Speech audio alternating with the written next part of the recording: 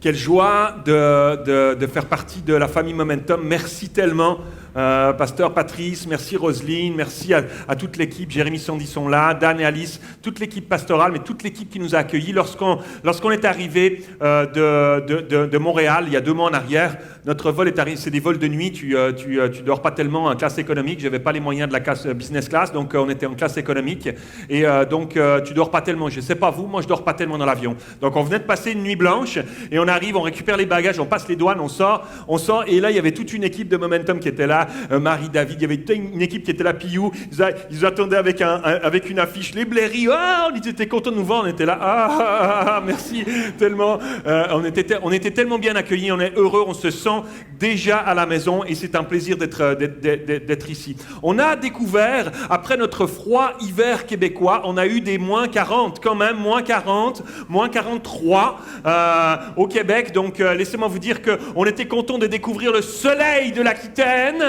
et dès qu'il pointait le bout de son nez, je sortais dehors pour me mettre au soleil, je le cherchais, j'étais tellement content, j'ai jamais aussi bronzé de ma vie, et donc on a passé un super été ici, notre container est arrivé la semaine passée, on était dans les cartons jusqu'au cou, mais là, comme disent les Québécois, ça s'en vient bien, c'est pas mal, on a commencé à ranger les choses et les affaires, et nous avons découvert votre belle région d'Aquitaine. Évidemment, la ville de Bordeaux, on a fait les classiques, on est allé voir Saint-Émilion, on a vu la citadelle de Blaye et la dune du Pilat.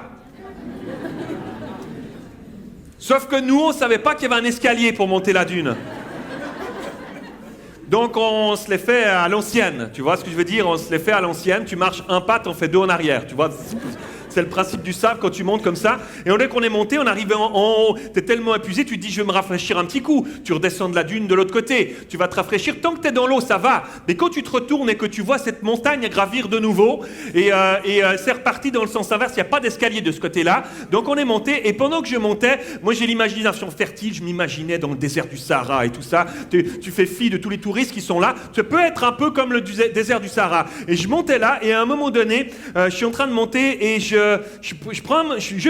prie, je dis Seigneur, s'il te plaît, ne me laisse pas sécher comme un verre sur cette dune ici, s'il te plaît. Mais je suis même à prier, je dis Seigneur, je vais prêcher à la rentrée, à Momentum. C'est quoi le message que tu aimerais partager à l'église? Qu'est-ce que tu aimerais leur dire? Au-delà de moi, de mes bonnes idées, moi j'aurais plein d'idées à te dire, Seigneur, de trucs que j'aimerais bien prêcher. Mais toi, c'est quoi que tu aimerais dire? Et alors que j'étais dans le sable, c'était tellement contextuel, j'étais dans le sable, il m'a dit, j'ai senti le Saint-Esprit, sa douce voix du Saint-Esprit qui me disait, parle-leur du désert. Parle-leur du désert. Il y en a qui traversent des déserts. Et je sais qu'alors que je suis en train de parler ce matin et que j'introduis ce message, ici dans la salle ou par Internet qui nous regarde, il y en a, vous êtes en train de traverser un désert. Vous êtes en train de traverser un désert et je sentais le Saint-Esprit qui me disait il y a des déserts parfois, des déserts parfois qui ne sont pas souhaités. On ne sait pas, on arrive dans une nouvelle saison, on ne la connaissait pas et on ne savait pas qu'on allait rentrer dans cette nouvelle saison, puis c'est un désert qui est là, c'est un désert qui nous attend et on ne comprend pas. Et on a l'impression qu'on prie et puis que ça frappe le plafond, que ça ne monte pas plus haut, on ne comprend pas ce qui se passe. Il y en a d'autres, c'est des déserts, tu as pris des choix de vie qui t'ont emmené dans un désert. Tu as pris des choix de vie qui n'étaient pas selon le cœur de Dieu et ça t'a amené dans un désert. Et tu es là aujourd'hui, puis tu te dis, tu sais, tu as compris que tu es en train de sécher comme un verre au milieu de ton désert, et tu n'en peux plus de cette vie. Et j'aimerais vous dire le message du Seigneur pour toi ce matin, le message du Saint-Esprit pour toi ce matin, c'est qu'il est une source au milieu du désert. C'est le titre de mon message. Il est une source au milieu du désert. Bonne nouvelle ce matin. Il est possible de trouver une source au milieu de ton désert et on va explorer ça ensemble. Saviez-vous qu'en Israël, dans la tradition d'Israël, encore aujourd'hui ça se fête, mais dans la tradition d'Israël, il y avait toutes sortes de fêtes qui jalonnaient l'année en Israël. Et une de ces fêtes, c'était la fête des tentes, Sukkot. La fête des tentes, la fête des cabanes, littéralement, la fête des huttes ou la fête des cabanes. Et le peuple d'Israël passait une semaine. Pendant une semaine, c'était pas des fêtes comme aujourd'hui, tu fêtes le 14 juillet, la fin de soirée, pam, les feux d'artifice et tout. Et puis c'est fini, ça s'arrête. On passe à autre chose. Là, c'était une semaine. Les gens venaient de loin. Certains faisaient des semaines de marche sur la route. Les Juifs qui montaient à Jérusalem pour aller fêter cette fête. Donc, ils n'allaient pas juste regarder le feu d'artifice et s'en aller chez eux. Ils prenaient le temps de fêter. Il fallait fêter. Donc, ça durait une semaine, 7-8 jours. Et chaque jour, chaque matin, ils se levaient, ils faisaient la fête. Le soir, ils faisaient encore la fête. Le lendemain matin, ils se relevaient, ils faisaient la fête. Il y avait toutes sortes de cérémonies pendant cette semaine où ils fêtaient ensemble ensemble, Sukkot, et ils faisaient du camping. Dans ces moments-là, ils étaient sous les tentes. Ceux qui ont fait du camping pendant les vacances, pendant cet été, ça vous parle, ça vous dit quelque chose, ça va, le camping? Ça marche? Ok, personne ne fait du camping ici à Momentum, c'est pas grave. Nous, on a fait beaucoup de camping à l'époque où on était étudiants, on a fait beaucoup de camping, ça coûte moins cher et tout ça. Et donc, ça me parle, ça me parlait. Ceux qui ont fait du camping, ça nous parle, vivre sous des tentes. C'était important, Dieu voulait faire comprendre au peuple d'Israël, non seulement leur rappeler ce temps où ils étaient sortis de l'esclavage en Égypte, où ils étaient sortis d'Égypte et ils avaient erré pendant 40 ans dans le désert. Cette fête-là, ils s'en rappelaient, ils ont erré, ils vivaient dans des tentes dans le désert. Mais Dieu voulait aussi, le fait de passer une semaine sous des tentes, leur rappeler aussi qu'il y avait quelque chose d'autre que cette vie physique et matérielle sur cette terre. Ça, c'est un message on ne peut plus actuel. C'est un message on ne peut plus actuel. Et durant cette semaine, avec le fait de passer du temps sous les tentes, ils se rappelaient que ils étaient loin du confort de leur maison, ils se rappelaient que leur espérance était en Dieu et non pas dans les choses du monde. Que leur confiance devait être en Dieu avant toute chose. Avant tout, leur confiance devait être en Dieu. Et aujourd'hui encore, chacun d'entre nous en a besoin. Nous avons besoin, tout comme Israël, de nous rappeler que notre espérance, notre trésor, il n'est pas de ce monde. La Bible dit dans Matthieu 6, 19, la Bible dit ceci. « Ne vous amassez pas des trésors sur la terre, où la teigne et la rouille détruisent et où les voleurs percent et dérobent, mais amassez-vous des trésors dans le ciel, là où la teigne et la rouille ne détruisent point, où les voleurs ne percent ni ne dérobent, car là où est ton trésor, là aussi sera ton cœur. » J'aimerais qu'on puisse se poser cette question ensemble ce matin. Je la pose. J'aimerais que tu puisses te la poser ce matin, qu'on se la pose ensemble ce matin, chacun d'entre nous, alors qu'on vit dans un monde occidental où la recherche de l'aisance matérielle, c'est la norme. Le consumérisme, c'est la norme. Où se trouve ton trésor? Où se trouve ton trésor? En cette rentrée scolaire 2019, alors qu'après la pause estivale, tout redémarre, tout repart, où se trouve ton trésor? Dans quoi est-ce que tu as l'intention d'investir ta vie dans les semaines qui viennent, dans les mois qui viennent? Si tu ne t'étais pas posé la question, je te la pose ce matin. Dans quoi est-ce que tu vas investir ton énergie, ton temps, tes talents, tes finances? Dans quoi est-ce que tu vas investir ta vie dans l'automne qui vient? Ça va être déterminant. Ça va être déterminant pour ta vie, ça va être déterminant pour ton couple, ça va être déterminant pour ta famille, ça va être déterminant pour l'Église. Ce que tu vas investir, où est-ce que tu vas choisir d'investir ton temps? Aujourd'hui, dans le monde dans lequel on vit, il y a tout qui est brassé, il y a tout qui est secoué dans le monde dans lequel on vit. En ce moment, alors où on se parle, le poumon de la planète est en train de brûler. Je ne sais pas si ça vous fait quelque chose, mais des fois on se dit, c'est loin, c'est le Brésil, c'est l'autre continent, mais c'est le poumon de la planète, comme on l'appelle, qui est en train de brûler en ce moment même. Ça a créé quelques petites tensions avec le président d'ailleurs et son épouse. Ça brûle et tout le monde donne son avis. Le monde dans lequel on vit, aujourd'hui en Europe, au niveau de l'immigration sur la mer Méditerranée, c'est sans précédent ce qui est en train de se passer. C'est sans précédent ce qui est en train de se passer. Des gens qui sont sur des petits bateaux, les capacités du bateau ne peuvent pas contenir tous ceux qui sont dedans. Imaginez, vous avez vu toutes les images, vous avez vu ça à la télévision. Laissez-moi vous dire que ces gens-là, ils savent ce que c'est que de ne pas s'embarrasser du superflu. Le monde est secoué. Le monde est secoué dans lequel on vit, l'insécurité mondiale. Et la France en sait quelque chose, les attentats ces dernières années. L'insécurité mondiale autour de nous démontre que nous avons besoin de placer notre confiance ailleurs que dans les choses de ce monde. Qu'aujourd'hui, rien n'est acquis. N'importe où sur la surface de la planète, rien n'est acquis. Tout est si fragile. Dans quoi est-ce que je mets ma confiance? Dans quoi est-ce que tu mets ta confiance? Dans quoi est-ce que tu vas investir tes priorités? Dans quoi est-ce que tu vas investir ton temps? J'ai une bonne nouvelle ce matin. Vous êtes avec moi? Moi, je suis en forme. J'ai une bonne nouvelle ce matin. Écoutez bien ceci, tout ce qui est investi dans le royaume de Dieu, dans tout ce qui est investi, rien, absolument rien ne rouille. Rien n'est atteint par la rouille. Quand tu investis dans le royaume de Dieu, rien n'est investi par la rouille. Rien n'est attaqué par la rouille. Absolument rien. Ok, ici, ils ont compris. Lorsque tu investis dans le royaume de Dieu, rien n'est atteint par la rouille. Amen, ma sœur. Rien n'est atteint par la rouille, absolument rien. Dans ce monde dans lequel on vit aujourd'hui, quand on va chercher nos sécurités, quand on va chercher à être comblé par des choses autres que par Dieu, tout peut nous être volé, tout peut nous être repris. Tout peut nous être repris. Je parlais avec une sœur tout à l'heure à la fin du premier culte, elle me dit j'ai tout perdu, ma maison, ma famille, j'ai tout perdu. Je me retrouve seul.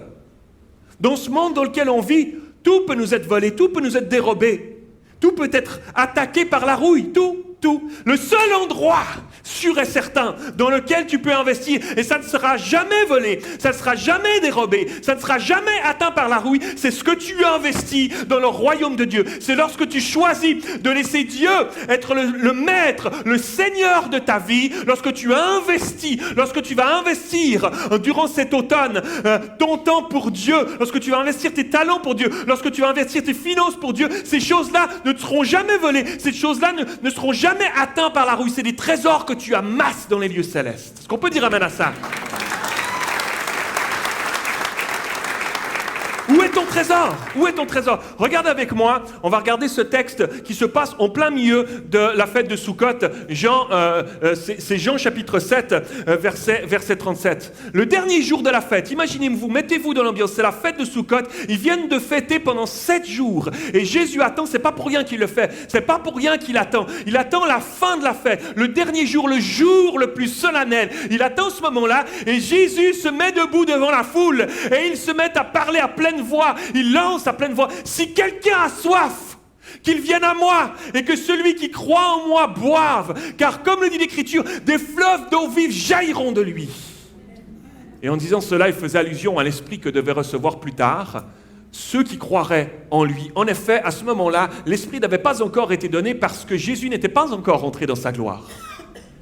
Et dans la foule, regardez, il y a plusieurs catégories de personnes qui se dessinent. Plusieurs de ceux qui avaient entendu ces paroles disaient « Pas de doute, cet homme est bien le prophète attendu ». D'autres affirmaient « C'est le Christ ». Mais d'autres objectaient certains, le Christ pourrait-il venir de Galilée? L'Écriture ne dit-elle pas que le Messie serait un descendant de David et qu'il naîtra à Bethléem, le village où David a vécu? Ainsi, le peuple se trouva de plus en plus divisé à cause de lui. Alors que Jésus monte à Jérusalem à ce moment-là, pour fêter cette fête de Soukhot, son ministère avait déjà porté beaucoup de fruits.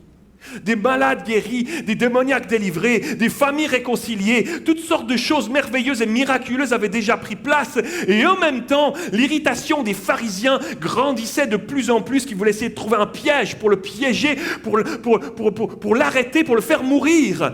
Et ce jour-là, comme d'autres, Jésus est dans le temple, il est en train d'enseigner et son discours ne laisse personne indifférent. Parmi évidemment les pharisiens qui lui veulent du mal, qui sont irrités contre lui, mais évidemment parmi la foule, les gens qui sont là, ceux qui viennent de loin, certains qui ont fait plusieurs semaines de marche pour venir là et qui se posent la question, c'est qui lui? Alors il y a 3 catégories de personnes on voit dans ce texte-là 3 catégories de personnes qui se dessinent. Premièrement, il y a ceux qui se posent la question, c'est qui lui? D'où il vient? Et il croyait qu'il venait de Galilée. Il croyait qu'il venait de Galilée. Ils ne le connaissaient pas. Ils n'avaient pas tilté, ils n'avaient pas compris que Jésus est né à Bethléem. Il ne vient pas de Galilée. Il était souvent en Galilée, mais il ne venait pas de là. Il est né à Bethléem. Il était de la descendance de David. Eux, ils ne le connaissaient pas. Ceux qui pensent qu'ils connaissent 2-3 petites choses, mais qu'ils ne le connaissent pas vraiment. Et puis la deuxième catégorie de personnes, c'est ceux qui se disent c'est un prophète. Ils reconnaissent littéralement en lui quelqu'un qui parle au nom de Dieu. Quelqu'un qui dit des oracles de la part de l'Éternel. Un grand homme, un prophète comme Élie, comme Nathan, comme Jean-Baptiste. Mais dans cette description, il y a quelque chose qui manque. Il manque la notion de Messie. Il manque la notion du Fils de Dieu qui était envoyé sur terre pour sauver l'humanité. Et puis, il y a cette 3e catégorie de personnes, ceux qui reconnaissent en lui le Christ, Christos dans le grec. Christos qui veut dire celui qui est oint, le Messie. Quelle effervescence autour de Jésus. Il ne laisse personne indifférent. Et j'aimerais vous suggérer qu'aujourd'hui encore, les choses n'ont pas vraiment changé lorsqu'il est question de la personne de Jésus. Les choses n'ont pas tellement changé. Il y a encore 3 catégories de personnes. Il y a encore ces catégories de personnes. Il y a ceux qui qui sont comme cette première catégorie, ceux qui pensent qu'ils connaissent 2-3 choses de Jésus, mais ils sont perturbés, ils sont dans le doute. Ils se disent « Oh là là, mais je croyais qu'il venait de Galilée, mais en fait, ils ne le connaissent pas vraiment. » Et peut-être que tu es ici ce matin, peut-être que tu es dans cette même catégorie de personnes, peut-être que tu as été invité par quelqu'un, que tu as entendu de loin un jour parler de Dieu, de toutes sortes d'idées préconçues sur la religion, sur les religieux, sur ceux qui ont fait des choses bien, puis ceux qui ont fait des choses pas bien au nom de la religion, toutes sortes de choses qui sont là et qui sont dans ta tête, et il y a des doutes qui sont là. Peut-être au fond de toi, tu te dis, mais il y a peut-être quelque chose à tirer quand même, quelque chose là, face au vide à l'intérieur de toi, peut-être il y a quelque chose à tirer quand même de là. Et en même temps, tu doutes. Deuxième catégorie de personnes, encore aujourd'hui, il y en a qui, et même parmi les chrétiens, il y en a qui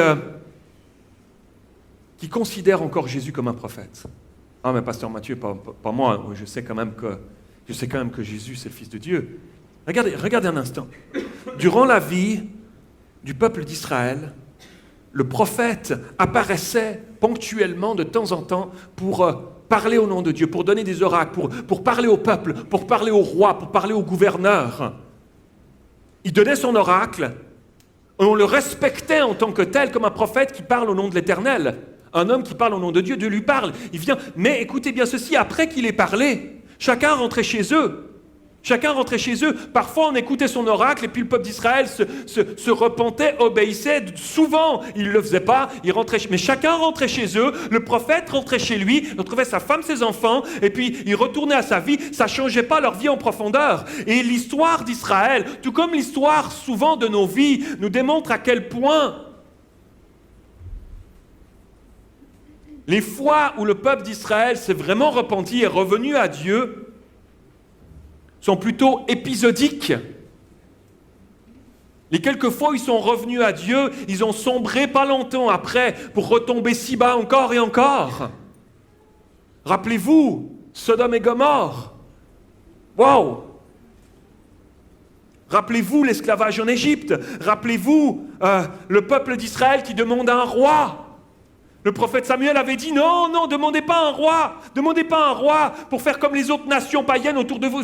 Demandez pas un roi, non. Laissez Dieu être votre roi. Et puis, il y a eu le schisme en Israël, entre la division entre Israël et Juda. Il y a eu la déportation à Babylone, 70 ans d'esclavage à Babylone, déportation. Pendant toutes ces périodes-là, il y a eu des prophètes en Israël. Pourtant, il y avait des prophètes qui étaient là. Ça n'a pas changé grand-chose au fond. Parce qu'un homme ne peut pas changer la vie d'un homme. Parce qu'au fond, tout ça, ça venait de l'extérieur. Des messages que je reçois. Peut-être que tu viens dimanche après dimanche et puis que tu entends des messages. Tu entends des bons messages qu'on prêche ici. Mais au fond, le message que je t'apporte ce matin ne peut pas changer ta vie. Je ne peux rien faire pour changer ta vie. Une seule personne peut changer, peut faire la différence. Une seule personne peut faire la différence dans ta vie. C'est l'Éternel, le Dieu Tout-Puissant. C'est lui qui peut changer des choses dans ta vie. Lorsque tu lui ouvres la porte, lorsque tu laisses rentrer, lorsque tu laisses ces fleuves d'eau vive venir te remplir à l'intérieur, il y a des changements qui prennent place. Lorsque tu choisis de lui ouvrir ton cœur et de laisser les zones d'ombre que tu as tenté de cacher trop longtemps dans ton cœur et dans ta vie, dans tes pensées, de cacher trop longtemps, lorsque tu ouvres ça et que tu laisses la lumière du Tout-Puissant descendre et venir éclairer ta vie, que tu laisses le Saint-Esprit venir purifier ton cœur, lorsque tu laisses les fleuves d'eau vive de l'Éternel, le Dieu Tout-Puissant, venir remplir ta vie, ça change tout, ça change tout. Il te donne des capacités nouvelles, il te donne des pensées nouvelles, il te donne des possibilités nouvelles, ça change tout. Est-ce qu'on peut dire Amen? Alléluia. Si quelqu'un a soif, qu'il vienne à moi et qu'il boive. C'est ça que Jésus dit. Littéralement, dans le grec, ça parle de souffrir de la soif. Tu souffres de la soif. Littéralement, de ressentir douloureusement un besoin. J'ai tellement soif que ça me fait mal. C'est tellement un besoin que ça fait mal à l'intérieur. Et Jésus est en train de dire à cette foule, s'il y a quelqu'un qui est au milieu de vous et qui a une douleur à l'intérieur, il y a quelque chose qui souffre à l'intérieur de toi, qui a soif d'autre chose que cette souffrance permanente, je suis la solution. Je suis celui qui peut venir t'abreuver. Et aujourd'hui encore, en 2019, ces paroles résonnent ici à Bordeaux et dans toute la francophonie, ceux qui nous écoutent par Internet. S'il y a quelque chose qui a soif de toi au fond de ton cœur, s'il y a quelque chose, une douloureuse soif à l'intérieur de toi, ça se peut pas que cette vie, elle se résume à ça. Ça se peut pas que cette vie, elle se résume à cette souffrance permanente que j'ai au fond de moi. J'ai une bonne nouvelle. Jésus est ta solution. Jésus est celui qui est capable de faire couler des fleuves d'eau vive dans ta vie et de changer tout. Changer tout. Là où, et si tu choisis de lui ouvrir là où il y a eu de la peine et de la tristesse, il y aura, avec ces fleuves d'eau vive qui vont venir couler sur toi, il y aura une joie surnaturelle qui va prendre place, qui va se mettre à couler sur ta vie. Si tu choisis de lui ouvrir ton cœur, de t'ouvrir à ses eaux vives, là où il y a eu des blessures, là où il y a eu des déceptions, là où il y a eu des choses qui t'empêchent de pardonner, tu trouveras la force de pardonner. Tu trouveras la force de pardonner avec un repos de l'âme qui va avec. Parce que ton âme n'est pas, le temps n'apaise pas le non-pardon. Le temps n'apaise pas parce qu'il y a eu des blessures. Mais lorsque tu choisiras avec la force que Dieu te donnera de pardonner, il y a un repos de l'âme. C'est quelque chose de surnaturel, c'est quelque chose de spirituel, c'est pas un truc qu'on peut provoquer. Il y a un repos de l'âme qui va avec. Ça fait partie des fleuves d'eau vive qu'il aimerait faire couler en toi, qu'il en réserve pour toi. Tu choisis de t'ouvrir à ces fleuves-là, là où il y a eu de la colère, il y a eu de la haine, il y a eu des injustices, il y aura une paix, un shalom surnaturel, il y a une douceur qui va prendre place dans ta vie que tu n'avais pas connue jusqu'à maintenant, quelque chose que tu n'arrivais même pas à produire par tes propres forces, impossible. Si tu choisis de t'ouvrir, là où il y a eu des combats intérieurs, il y a une force renouvelée face au péché, face à tout ça. Il y a une force renouvelée qui va être là pour faire face à la tentation. Parce que tu ne considéreras pas Jésus juste comme un prophète, mais comme quelqu'un, ni comme quelqu'un, juste quelqu'un de bien, grand parmi les grands, mais comme celui à qui tu donneras le droit de venir dans chaque recoin de ta vie pour te transformer, pour te corriger, pour te guérir, pour te redonner ce que tu avais perdu jusqu'à maintenant. On a besoin de passer de la considération que Jésus est vraiment un grand parmi les grands à Jésus mon Seigneur, mon Messie, mon tout, mon essentiel, le centre de ma vie. Et ce que Jésus est en train de dire à cette foule rassemblée, c'est ça qu'il leur dit. Il a attendu toute une semaine. Et il leur dit, c'est moi. Il se lève au milieu d'eux, il dit, c'est moi.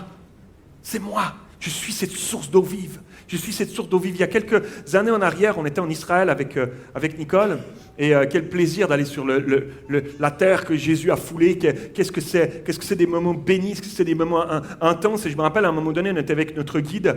On était dans le désert de Judée. Et on était en train de faire un trek dans le désert de Judée. Il faisait chaud. Et on avait des bouteilles d'eau dans notre sac dans l'arrière pour s'abreuver, tout ça. Et à un moment donné, je me rappelle, on est en train de marcher sur ces désertiques, c'est rocailleux. Il y a rien, on dirait qu'il n'y a rien qui vit dans cet endroit-là. Vraiment rien du tout, quoi. Et je me rappelle qu'à un moment donné, notre guide se baisse à terre, il ramasse une petite graine, il la met dans sa main, puis il me dit, regarde, il prend une bouteille dans son sac, il a la petite graine dans le creux de sa main, puis il verse de l'eau, il dit, je vais te montrer comment le désert refleurit. Là, je suis là, oui, c'est dans les bandes dessinées, ça. Puis là, il met un peu d'eau dans le creux de sa main. Puis là, la petite graine, il me dit, attends. Je dis, allez, n'importe quoi, là, on a d'autres choses à faire, allez hop, on va voir d'autres trucs. Puis il dit, non, attends, regarde quelques minutes. Et là, tout à coup, j'entends pouf, un arbre. Non, c'est pas vrai. T'as cru, hein, j'en ai vu qui ont fait. Hey. Non, j'entends la petite graine craquer. Et là, tout à coup, je vois une petite fleur qui commence à sortir. Pour de vrai. Une petite fleur qui commence à sortir. Je dis, il est doué de pouvoirs extraordinaires, cet homme. Puis il dit, non. C'est comme ça, dans le désert, dans ce désert-là, le peu de fois où il tombe juste une ondée, une petite pluie, ça suffit juste un peu d'eau, suffit juste à faire refleurir le désert. Regardez cette image. C'est là que ça se passe.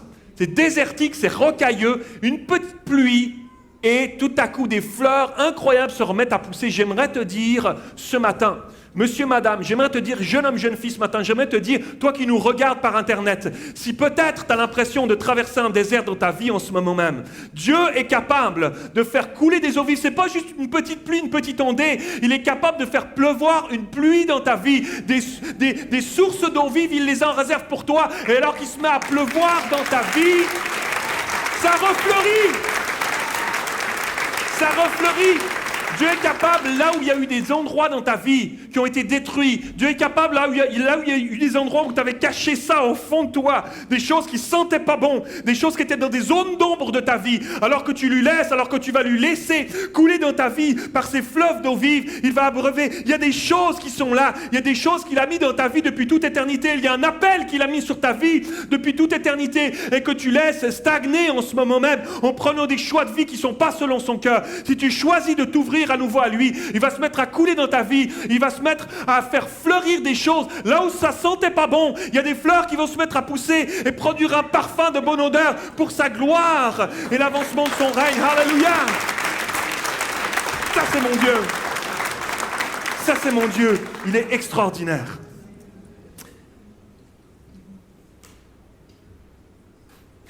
Et pendant ces 7-8 jours, écoutez bien ceci, non, ça parce que c'est bon là, ça s'en vient toujours bien. Ça s'en vient encore mieux. Pendant ces 7-8 jours de la fête de Sukkot, il y avait, au milieu de toutes les festivités, il y avait une cérémonie particulière qui se passait tous les jours, premier jour, deuxième jour, troisième jour, pendant toute la semaine. Il y avait un moment donné où le sacrificateur prenait une cruche, il la prenait sous son bras et il partait en procession et toute la foule le suivait et il descendait, il allait depuis le temple jusqu'à la source de Guillon, et la source de Guillon qui est un peu plus bas à Jérusalem, et il descendait et la foule le suivait et il chantait un chant. Il chantait un cantique qu'on trouve encore aujourd'hui dans le livre d'Ésaïe, Ésaïe chapitre 12, verset 3. Il chante ce cantique. Et regardez bien ce cantique avec moi. Ésaïe 12, verset 3 et suivant. Il dit, il chantait, imaginez qu'il chante. Imaginez-moi pas chanter, imaginez Dan Luyten chanter, mais imaginez, ils sont en train de chanter. Et le sacrificateur descend dans la source, il plonge sa cruche dans l'eau, il la remplit d'eau et il chante ce chant. Il remonte au temple. Et alors qu'ils arrivent au temple, il déverse cette eau sur l'eau, il déverse cette eau à l'autel. C'est extraordinaire, c'est un moment tellement symbolique, mais c'est un acte religieux. Et il chante ce chant, vous puiserez de l'eau avec joie aux sources du salut. Vous direz en ce jour-là, louez l'Éternel, invoquez son nom, publiez ses œuvres parmi les peuples. Rappelez la grandeur de son nom, célébrez l'Éternel, car il a fait des choses magnifiques, qu'elles soient connues par toute la terre. Pousse des cris de joie d'allégresse, habitants de Sion, car il est grand au milieu de toi, le Saint d'Israël. Il chante ces chants, et j'imagine la foule qui suit le sacrificateur. Des gens de toutes parts, comme pour certains ont fait des semaines de marche pour venir, et qui se disent, si seulement c'était vrai tout ça. Si seulement c'était vrai, cette symbolique là qu'on est en train de faire, là, on suit, on fait une procession, il plonge dans l'eau, on va reverser ça à l'eau. Si seulement ça pouvait changer ma situation, ma souffrance, ma douloureuse souffrance qui est là, ma soif qui est là de quelque chose de plus. Si seulement pouvait y avoir un vrai changement, si seulement tout ça pouvait être vrai.